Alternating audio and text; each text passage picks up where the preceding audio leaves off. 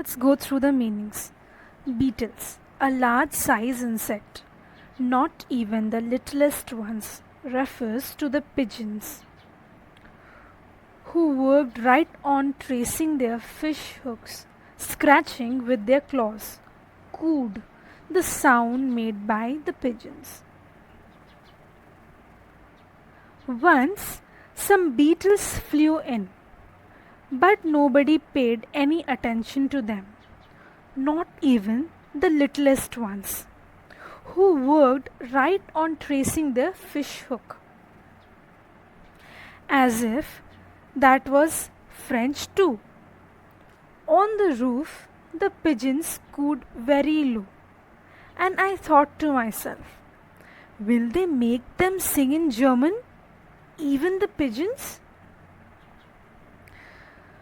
Once, some beetles, or you can say large sized insects, flew into the class, but no one panicked as everyone was busy writing. The writer considered the pigeons sitting on the roof of the class to be students as well, and says that even the pigeons were busy scratching the roof with their claws, and it seemed that they were also busy writing the task of French language. On the roof, the pigeons cooed very low. So the coo sound of the pigeons could be heard in the class, and Franz wondered that would the Prussian force the pigeons also to change their language and coo in German? The writer wants to say that language comes naturally to a being and it cannot be forced upon anyone, be it the pigeons or the Frenchman. Here we go with the meanings. Gazing, looking intently, fixed in his mind, store or keep forever. Worn smooth, had worn out and became smooth due to overuse. Twined, which means twisted. When I looked up from my writing, I saw M. Hamel sitting motionless in his chair and gazing first at one thing, then at another, as if he wanted to fix in his mind just how everything looked in that little school room.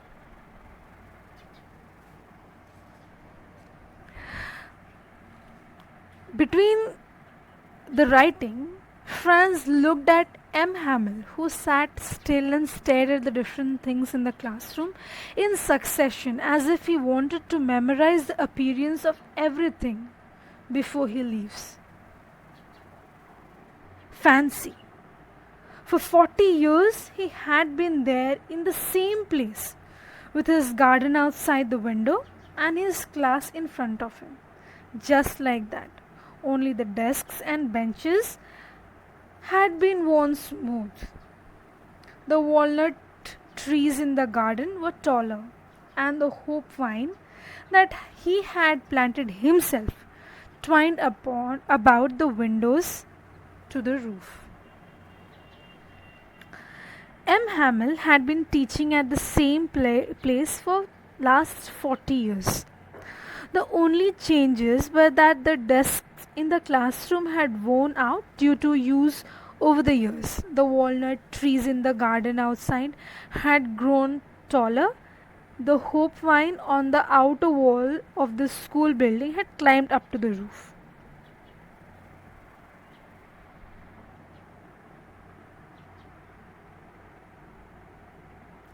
How it must have broken his heart to leave it all. Poor man, to hear his sister moving about in the room above, packing their trunks, for they must leave the country next day. Franz feels that the teacher must be heartbroken to be sent away from a place where he had spent 40 years of his life. The noises of his sister packing and moving their luggage could be heard from the room upstairs, as they had to leave the next day. But he had the courage to hear every lesson to the very last. After the writing, we had a lesson in history, and then the babies chanted their ba, bee, bee, bo, boo. Down there at the back of the room, old Hauser had put on his spectacles and, holding his primer in both hands, spelled the letters with them. M. Hamel remained composed and heard the lesson from the entire class. After the writing task, there was a lesson of history followed by phonetics, where they recited the sound of alphabets. Franz referred to the class as babies because although they were grown up, they were reciting the lesson of phonetics, which is usually done by younger children. So he calls himself and his class to be babies. Hauser had put on his spectacles and, holding the primer in his both hand, recited the letters with the class. You could see that he too was crying. His voice trembled with emotion, as it was so funny to hear him that we all wanted to laugh and cry. Ah, how well I remember it, that last lesson. He was crying. His voice trembled as he spoke. Franz had mixed feelings. He found it funny to see how an old man like Hauser was crying and trembling. And on the other hand, he also felt emotional like Hauser did. Franz could not forget this last lesson.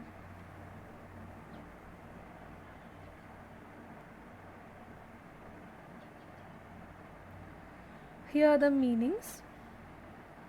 Angelus, which is prayer song in the church. The start is marked by the ringing of the bell.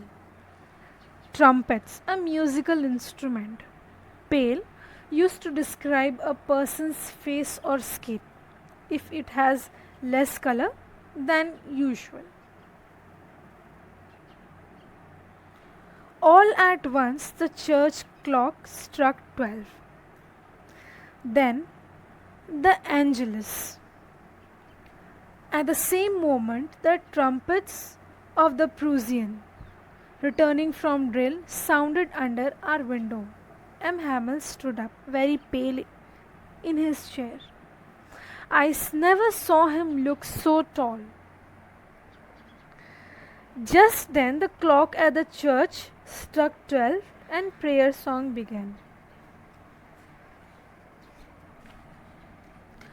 At the same moment, the sound of the trumpets played by the Prussian could be heard. M. Hamel's face became dull and colorless, as the time had come for the class to get over. He stood straight and motionless, and Franz says that he had never appeared to be so tall. Choked, which means became unable to speak.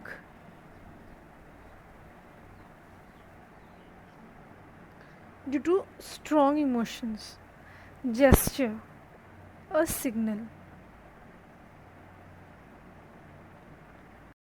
My friends, said he, I, but something choked him. He could not go on. Then he turned to the blackboard, took a piece of chalk, and bearing on with all his might, he wrote as large as he could, Vive la France. M. Hamel began to speak but could not continue as he was overpowered by his emotion. He took a piece of chalk and wrote the words Vive la France, which means long live France, on the blackboard as large as he could. Then he stopped and leaned his head against the wall, and without a word, he made a gesture to us with his hand. School is dismissed, you may go. Then he stopped writing, bent towards the wall, and without speaking anything, signaled the class to leave as the class was over. So, this was all about your first story. Signing out for today. Thank you for watching.